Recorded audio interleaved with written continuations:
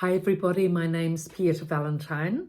I've written 2 books, The Resident's Voice from a Dementia Unit and The Resident's Rise from a Dementia Unit. And today's session is on visiting daughters. So in a dementia unit, when the person first comes into the unit, generally you find the whole family is involved to a certain degree.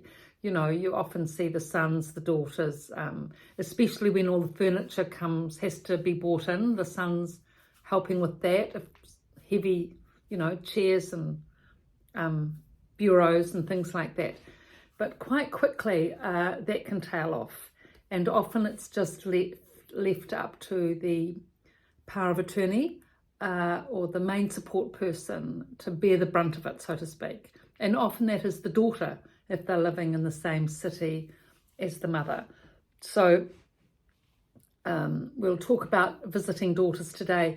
Now, before I go on, I'd just like to mention that there's not really a very big demographic to draw from here, because in a dementia unit, the amount of dedicated daughters and or sons that visit regularly, or say we're talking about daughters, so the amount of daughters that visit regularly, a mother regularly in a dementia unit, or for a mother to have one daughter to visit regularly, can often only be 1 in 5 residents, or 20%. It's that low, the percentage. It can start out at the beginning, that 1 or 2 of the daughters come regularly for the first few months, and then quite quickly it can tail off. You'd think, really dedicated daughters seemingly, or committed, daughters, loving, kind, generous, getting the room set up beautifully, the wardrobe sorted, mum with the glasses and the hearing aids, everything done.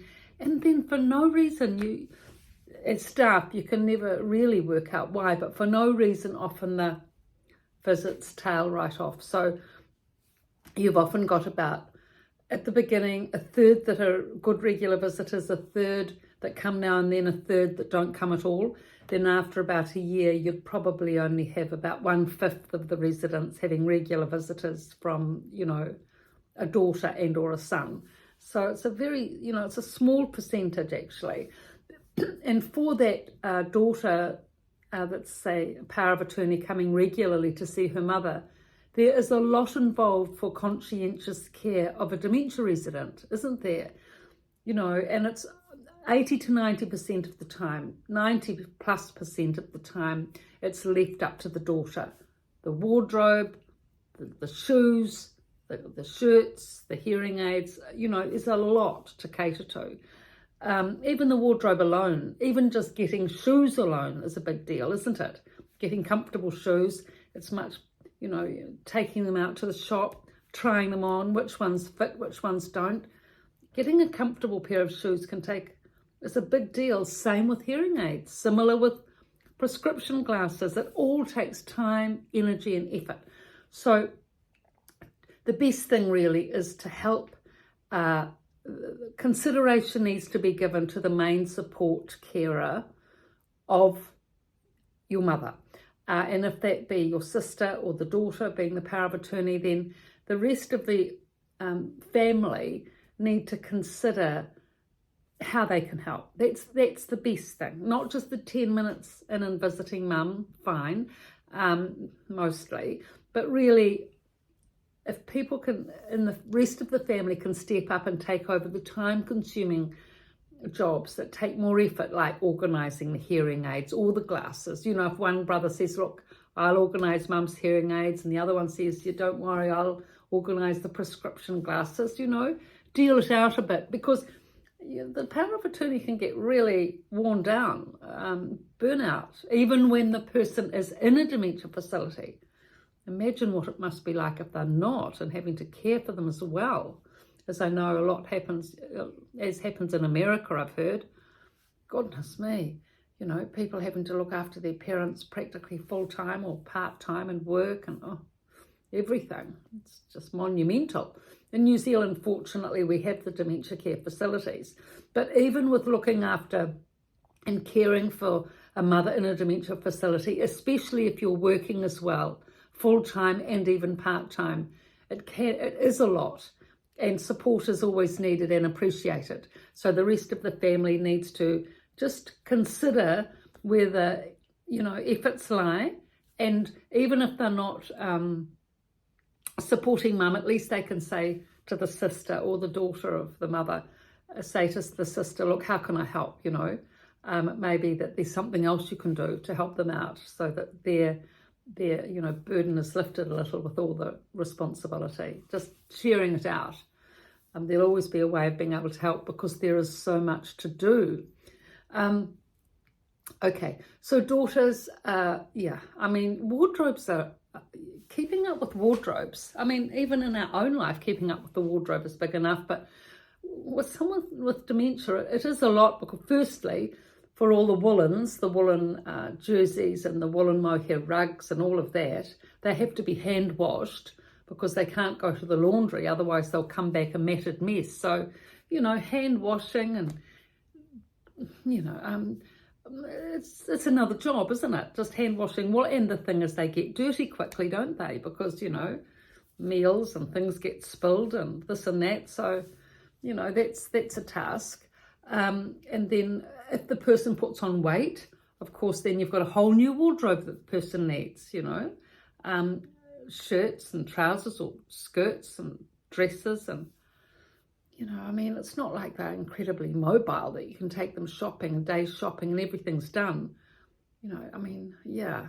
So if you as a brother can see that your sister's doing all this, maybe try and see if your wife can help out or another friend even of the mother, if she's good with clothes and understands about sizes and shapes and fashion or whatever, all the things you need to know, and is happy shopping. It would be great if a friend can help out to bring in some outfits that can be loaned, lay by, or if they can come in so that, they can be tried on and not sort of bought on the spot. I don't know if they do that these days actually, but anyway, I know with shoes they do. You can bring them in and just try them on and take them back if they're not suitable. Maybe with clothes, especially, explaining, that your mother is in a dementia unit and you need to be able to, it's too difficult for her to come out shopping. So can you just take them, can you take them in and try them on and then bring them back if they're not suitable? I think there's always a way, and most people are sympathetic to dementia, the dementia cause and concerns, if you explain it like that. Okay, so with daughters are pretty busy, daughters are always busy at dementia units doing all these things, tidying the drawers, that's another thing. Sons probably, and everyone else just thinks everything keeps tidy of its own accord, but no, it does not keep tidy of its own accord. It's a mess. It's chaotic, I would say, because the person in the room themselves often is no memory remember, so they're putting things wherever, any old how. Then you've got the wanderers coming and going who ruffle through the drawers and sometimes take some of the stuff out and stuff it under a wardrobe of the next door neighbours or wherever, is convenient for them. So tidying up the, tidying up the wardrobe, tidying up the drawers.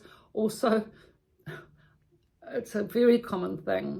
The conscientious daughters are always bringing back things to the nurse's station, that they've found that are from other residence rooms, jerseys, jumpers, teddy bears, shoes, you name it, that have all been brought to mother's room by a wanderer. So she needs to she takes them to the front desk and, all these things take time. It's not instant, because in between this, mother's wanting to have a cup of tea, she's wanting to go to the toilet, you can't rush them, and also other residents, if you're a relative that they know, if you come regularly, they'll come up to you and ask you where their toilet is and, where's their son or daughter, or can they make a phone call, or, rather than going to the nurse who's too busy anyway, they'll have a go, at you, trying to make all the requests from you.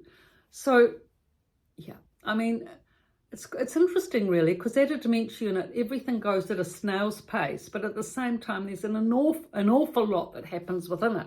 It's sort of a different time warp zone that you sort of have to fit into, and it always takes a lot of time, to get through things and to organise things, even to try to find the charge nurse. I mean, she can be in one of 30 rooms in the whole unit, doing medications, dressings, whatever. Trying to find her can be quite difficult. It can take time, where is she? And then she may not be free to have a discussion anyway. So you have to email, to find out things, or find a time when you can meet. So, on it goes. So there really is a lot. The daughters are always busy. They have the daughter, especially if they're the main carer, power of attorney, they're always busy. And often they've got the sole, not the sole, but near sole responsibility with their mother. And it's a lot to carry, especially if the mother is quite disabled. I know in one unit I was working at, the daughter had her mother come in for respite care one day a week. Oh, she was so dedicated, this daughter, so dedicated. This mother was so difficult. She was screamed all day. From the minute she came to the minute she left, she screamed. I mean, I don't know whether she was screaming all day at home, but in the unit when she arrived, she was screaming, "Where's my daughter? Where's my daughter?" From the 8 o'clock to 5 o'clock. And then all night, she was up all night, the daughter said, hardly sleeps. So, you can imagine the quality of life, how diminished that must be for that dedicated daughter. And I'm sure there's plenty of examples like that, aren't there? Gosh. So, I think the daughters have to be supported for sure, because they, it's rare that a son will organise the wardrobe. If he's the only one, he might get some track pants or something, the night or a nightie, but he's hardly likely to organise the whole wardrobe. It's always left to the daughter. So daughters need to be supported by brothers and sister-in-laws and all the rest of it, given credit for the effort required with organising every little thing that's involved with someone that has dementia. Everything takes time. It's not easy, and it's all often complicated. Just hearing aids, trying to get them so that they don't ring in the background, and that they're comfortable, and that the person's not pulling them out and throwing them out, and as one example. So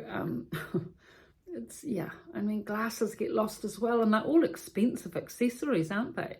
Then they get lost, and then will you go and get another set of hearing aids or another lot of glasses? It's all expense, but it's equally as much effort involved as anything else. So it's something to recognise and realise and appreciate how hard supporting for someone in a dementia unit is. So these are my main points on a daughter visiting and a mother with dementia. I think the main thing is supporting her, supporting the fact and understanding how much is involved and how much work she's doing behind the scenes to help your mother. Even just getting the heater sorted so that the mother's warm, and the bedding and the chair and the whole magazines and newspaper, whatever, the list goes on. So however you can help, and ask how you can help. That's probably the best thing, rather than assuming, look, I'll do this and that will be helpful. Just ask the daughter, the main power of attorney, how you can help, and she will really appreciate that offer and carry that task through, and even just picking up one or two things like the hearing aids and the glasses. Just picking up one or two things can make a really big difference for the power of attorney in managing and helping and looking after mother. So that's all for today for the daughters. So all credit to the daughters, the visiting daughters, and how much they do to help the quality of life of mother in the dementia unit. So all this is in the 2 books, The Resident's Rise, The Resident's Voice. Thank you for your likes and viewing and subscriptions, or subscribing, that's it. Not medical subscriptions, subscribing. So thank you for subscribing. And yes, it's very good to subscribe. and to support so that we can, you know, get this word out for helping and supporting these marvellous residents of dementia units. Thank you.